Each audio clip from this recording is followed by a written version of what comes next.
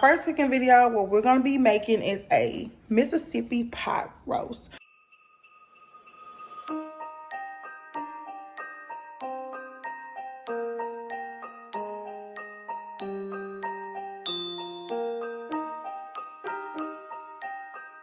So I asked you guys what type of videos that you guys would like to see from me, and one of those videos was a cooking video. So for our first cooking video, what we're going to be making is a Mississippi pot roast. So I'm going to show y'all all the ingredients first that you need. The ingredients that you will need for your Mississippi pot roast, you're going to of course need the roast, 1 stick of butter, red potatoes. I got the small red potatoes, but usually I like to get the big ones. So we're going to cut those in half. I'm going to need some carrots, pot roast seasoning. I got 2. And I like the ones that have the bags in it. So by that way, it's more easier to clean your crock pot, because we're going to be putting everything in a crock pot. Porcinis. You're also going to need a ranch seasoning pack. I actually forgot to show you guys this, so I'm adding it here.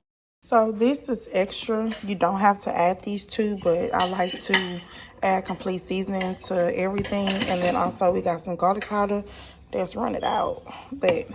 And then we got our crock pot. So we're going to be doing everything in our crock pot.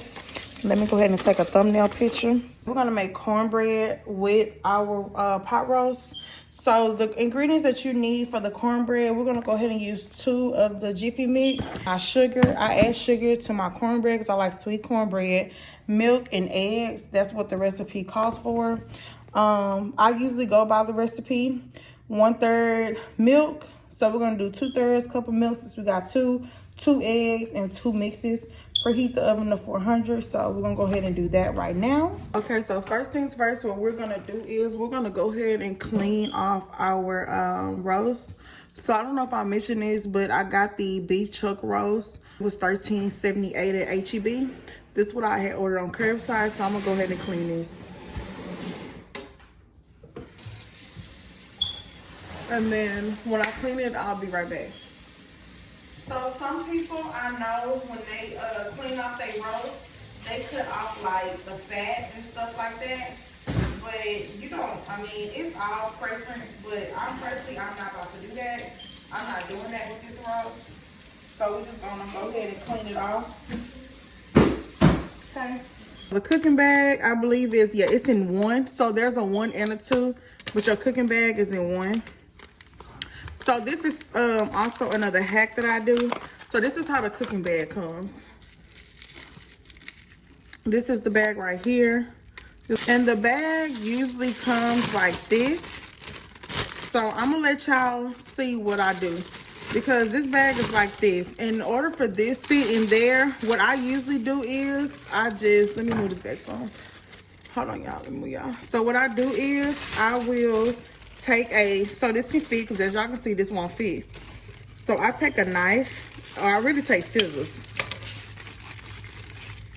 and I cut it, and then we're just gonna cut it and open it up on a line, okay? Because we want less mess as possible. So once you open up the bag will look like this, and then we're just gonna go ahead and put that in there.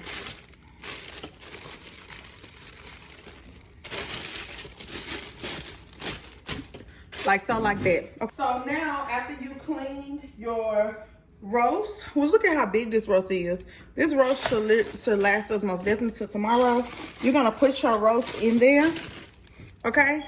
And then for your seasonings, what you're gonna do is you're gonna open the second part. Most people use 1 bag, but me personally, I like to use 2. So we're gonna go ahead and you're just gonna take your seasoning. You're gonna sprinkle your seasoning now. Okay, so we're gonna use 1.5 for right now. We're gonna get our other bag. A seasoning. So this is the McCormick pot roast seasoning.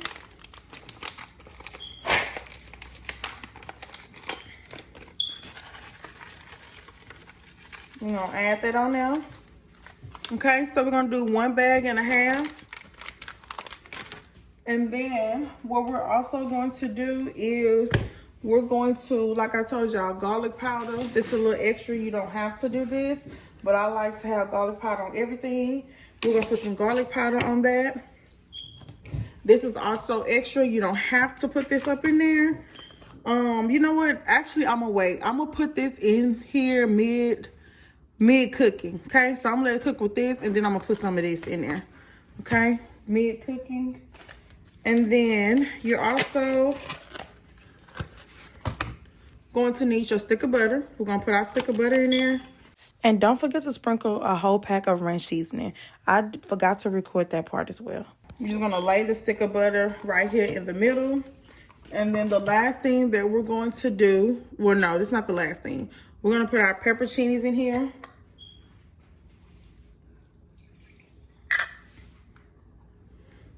So you're just gonna put it around your roast.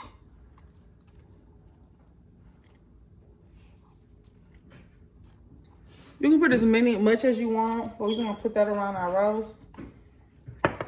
And then what we're also going to do is you're gonna add your potatoes and carrots.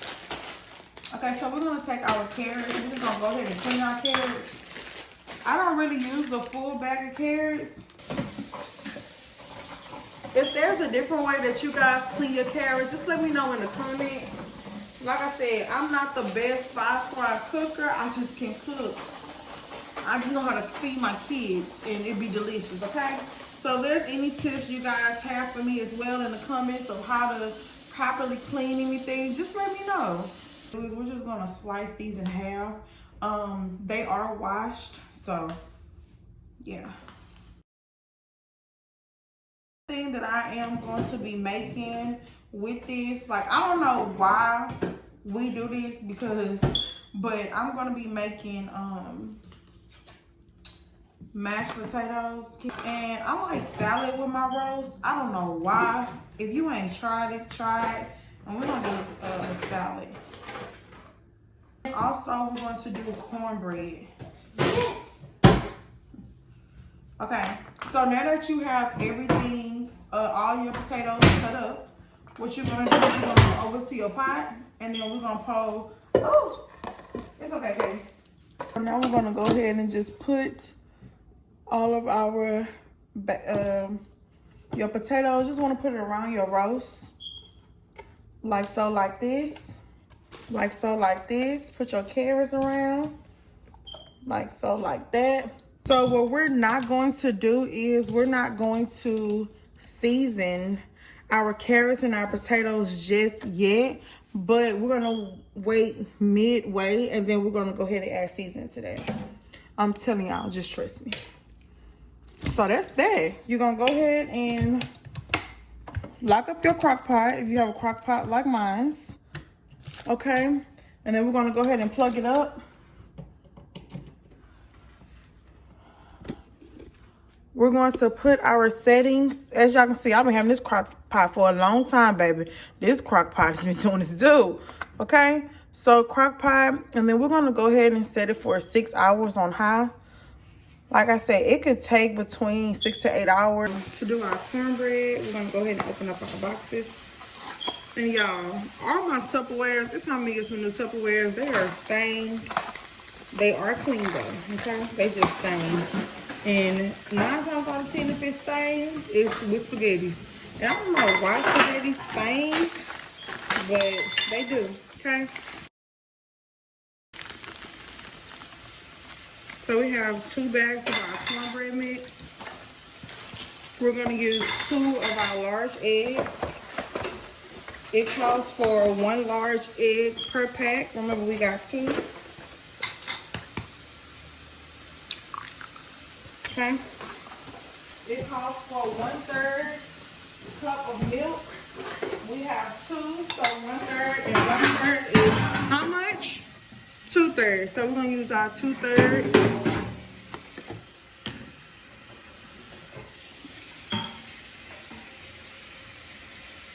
We're gonna put it up in there and put some sugar in here. Now y'all, don't come for me in how much sugar I put in there. Put our sugar in here, and now we're just gonna mix that. We're gonna mix it all together, okay? You'll make sure that you mix it to where there's the clumps. You want the clumps there not to be a lot of clumps. So we're gonna go ahead and mix that to where there's not a lot of clumps. Right now we have all of our potatoes. They are peeled and I had them just soaking in the inside of some water so they won't turn brown. So there's multiple ways you can cut these. I'm gonna show y'all 2 different ways. So one way is you can go ahead and slice it in half. Make sure when you do this you have a good knife, and then you can just cut it this way. You can slice your potatoes about 1 inch. So what we did was we added some chicken bouillon to our water, so that's why our water looks like that. If you have not tried adding chicken bouillon to your water, it just basically gives it a little extra flavor. We're gonna go ahead and put our potatoes in here. So I cut up like, how much potatoes? I cut up like, this is probably like 5 to 6 potatoes cut up. Okay.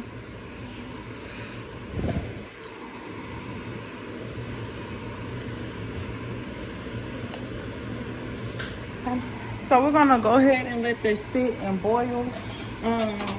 And we're gonna come back and check our potatoes. You know when your potatoes are done when you can get a fork and it goes straight through the fork. So as y'all can see, these potatoes not done. This is real hard. Like, these are too hard. I can barely put my fork through there, okay? So we're gonna go ahead and let that cook right there.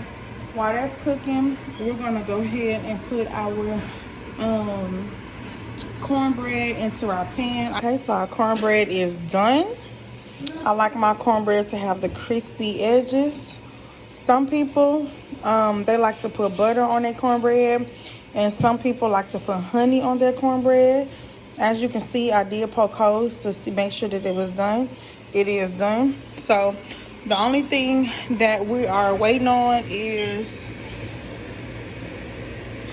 our potatoes, then of course the roast. Okay, so we're gonna come back over here and we're going to check. See, this is how you know when it's ready. When it's soft to touch, that means that your potatoes are ready. So what we're gonna do is we are going to drain off the water. Man, I wish y'all could smell my house right now. It smells so good. So this is what the potatoes look like. And then move y'all back a little bit. This is what the potatoes look like when it's drained. So you have 2 options. Either you can use a mashed potato smasher, which is this, and you can smash your potatoes the old-fashioned way, or you can use a blender. But we're just gonna go ahead and use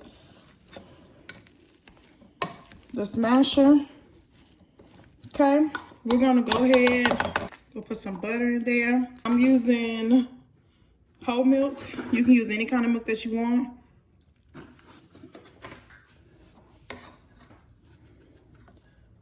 Season it with some parsley flakes, some garlic powder, a little bit of salt.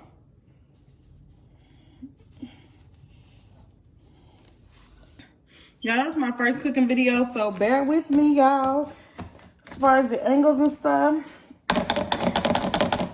I'm gonna add a little bit more milk to it.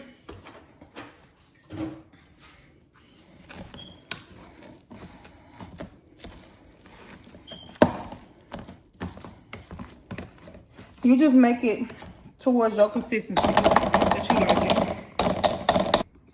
I'm gonna get y'all a little bit closer. Focus in so y'all can see. So as y'all can see, the consistency of the mashed potatoes is changing. It's getting a little bit more smooth. A little bit more salt to it. We about to check our roast. Oh my God, I wish y'all can smell my house. It smells so freaking good. As you can see, like, our roast is not done. But what I'm gonna go ahead and do is, that tastes so good. I'm gonna go ahead and, like I told y'all, midway. So y'all see it went from 6 hours to 4 hours. So midway, what I'm gonna do is I'm gonna go ahead and add a little bit of seasoning. I'm using my complete seasoning, and then I'm gonna go ahead and add some of my natural seasoning. Okay, and as y'all can see, the potatoes are cooking really well. Oh my God, it's gonna be so good. Now, if you ask me, there is not a right or wrong way to cook Mississippi pot roast because it's so easy and simple. So as y'all can see, I went ahead and added more seasoning just so my carrots and my potatoes can have flavor. And we're gonna keep allowing it to cook. But everything else is done. As you can see, our mashed potatoes are done over here. Well, what I like to do is a lot of times I clean as I go. So we got that clean. I just have to clean this.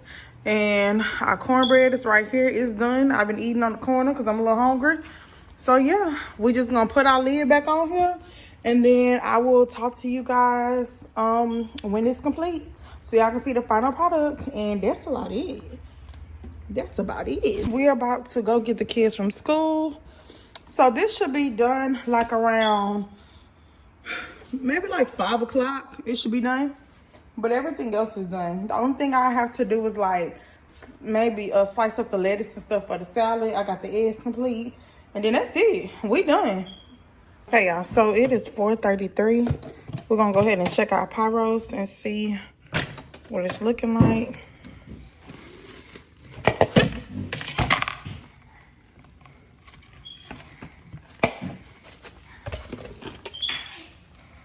It's looking good. Okay, y'all, so it is, Alexa, what time is it? It's 4:52, and we checking our roast to see.